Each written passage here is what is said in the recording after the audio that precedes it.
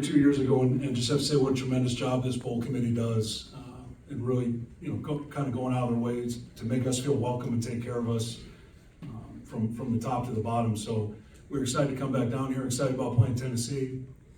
Obviously, really good opponent. Known Coach Banks going back to his time at Illinois. So I have some experience with their defensive system and what they do, but excited for that challenge. And I think the players have been working hard, have had a good month of preparation. And just like I said, we're excited to be here and get going. All right, if there are questions or anything, raise your hand. We'll get a mic to you. We'll start with Scott here on the left, and then we'll go to the right. Hey Ryan, how you doing? Good. Good. I guess I want to ask you, what have the last 2 months been like for you coaching? How have you been able to kind of compartmentalize your future versus the task at hand? And how challenging was it in the beginning, and how challenging is it potentially today? Well, I think the answer is very simple, right? I made a commitment to this football team, to this football program. And like I said in my statement, I intended to honor that commitment and feel like I've done that. And fully anticipate doing that for the next 3-4 days, whatever it is. And then, cross the other bridge when I get there. But, this place is important to me. The University of Iowa is important to me. The football program is important to me. And it's always important that I finished the right way and did my job. We'll go to the right. Hi Brian, hope you're doing well. Going back to October, was it something that you were anticipating? Was there dialogue? What was kind of dialogue leading up to the decision that Beth made? I'm not sure I understand that question, John. In terms of, were there conversations ahead of time? How did you find out? What was kind of the process of that kind of? I would direct those questions to Beth.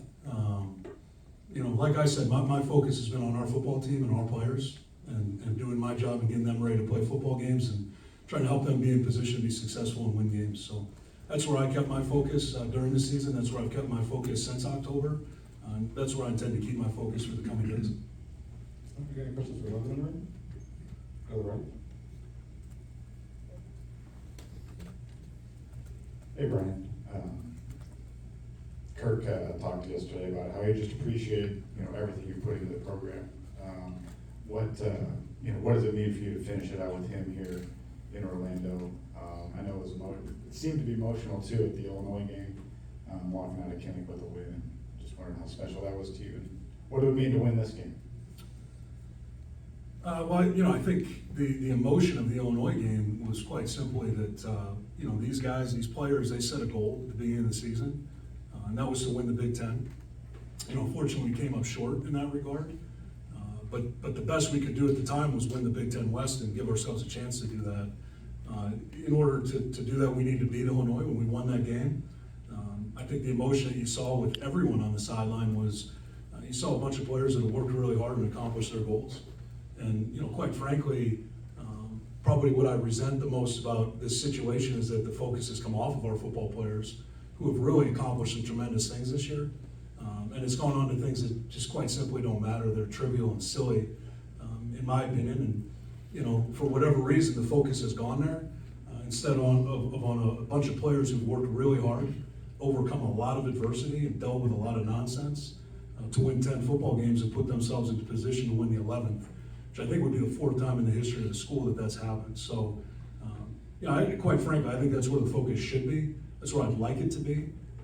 I can't control what you guys do or what other people say, but I think we're really missing something that's pretty special that's going on. All right, we'll go to the right here, and then we'll come from to the left. Logan, I'll ask you a question. Is there a sense on the team to Thanks, win? Tom. Exactly. Is there a sense among the guys, especially on the offensive side, to win one for Brian Ferentz? I wouldn't say our goal is to win it for Brian. I think it's just to win it for our team. That's what we came here to do. We have a great opportunity to do that against a good Tennessee team. Obviously it's going to be emotional. You get to play for a guy like Coach Brian. It means a lot. You got a coach who will stop by and say hi to your mom. Have a conversation with her. She'll come to me after the game and say how much that means to her. So you have a guy like Coach Brian who gets to come in and do that, and just the type of man he is. That means a lot to me. I know it means a lot to my mom too. I bet he does it with every player on the offensive side, the defensive side of the ball. it just says a lot about him. So yeah, I think it's gonna be a very emotional game for us, and, you know, we're gonna go out there and try and play our best football. This is for both you all. When you look at Tennessee, specifically James Pierce, what stands out about what he gets done? Yeah, let Logan start. Yeah, I mean, you look at these guys, they're in the SEC, you know, they got a lot of talent, you know, they're a talented group, and, you know, we're gonna do our best to go out there and try and play our best football, because we have yet to do so, and, you know, that's our goal.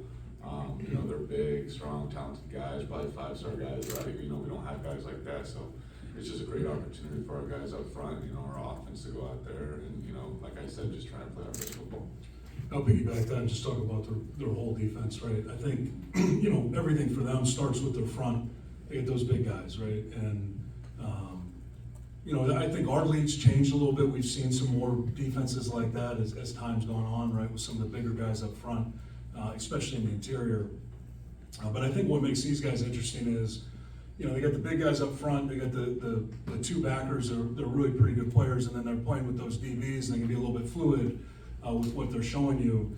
And I think a real testament to them, you know, just structurally, and I mean this as a huge compliment, they change week to week. They can present different looks based on the game, based on the team they're playing. You know, they can choose to play a couple different ways. They can change the front, they can change the coverage structure.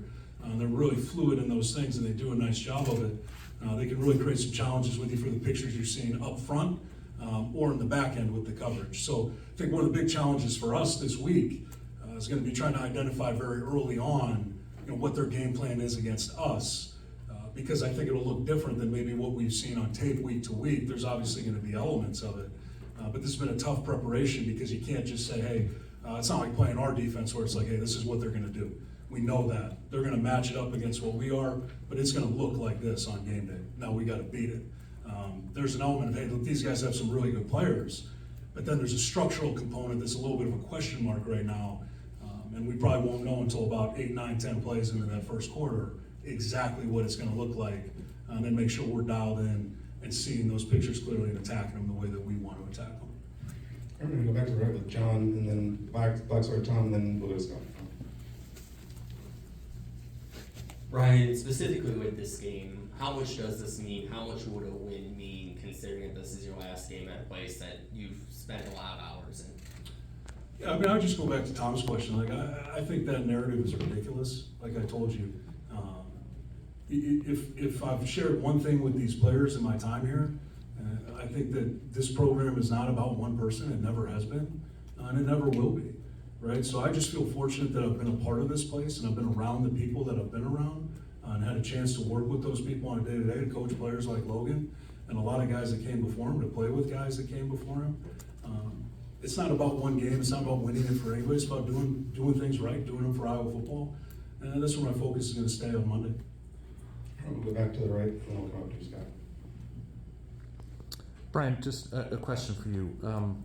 You've had the opportunity to coach with your dad for over a decade here at Iowa.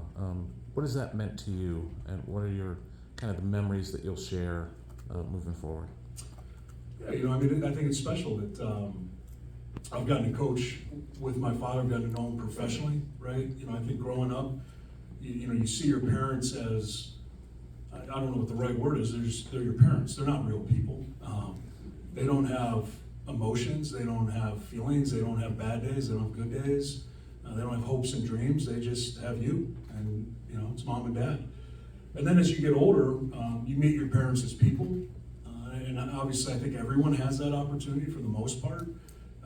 Sometimes what you find is maybe it doesn't live up to what your idea of what your parents was, right? Because you see them as actual human beings, and we're all flawed. But I had a chance to get to know my father professionally, which I don't know that every son does. And that's been pretty special. You know, he's lived up to everything that I imagined to be. So I've enjoyed every minute of working with him. And you know, I don't know specific memories, anything like that. I'll remember my time fondly. It was a lot of fun. We'll just got down front, and then we'll on the right.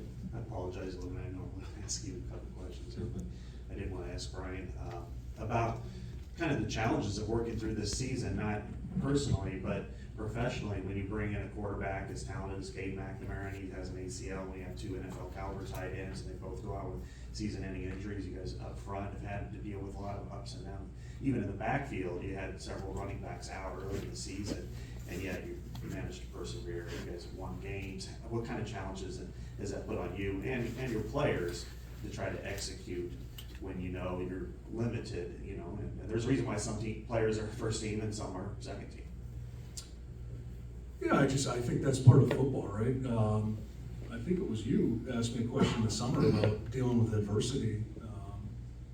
If you don't expect adversity to happen, I just think you're a fool. So we knew there were gonna be challenges. You don't know exactly what they're gonna be. You don't know how many there will be. You know, sometimes you don't deal with as many. And if you don't deal with any, then terrific, great. It's smooth sailing. But you know that those things are gonna happen, and one thing that I know in my experience is that the games will still get played.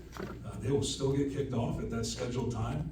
There's certainly too much money and media attention on those things to not get played.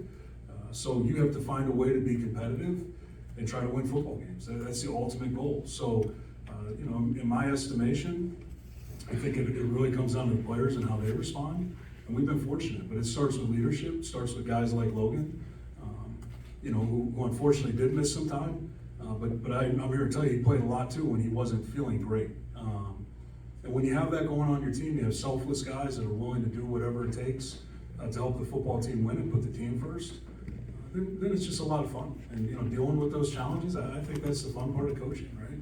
Every week you got to figure out, you know, what do we have available? What are we going against?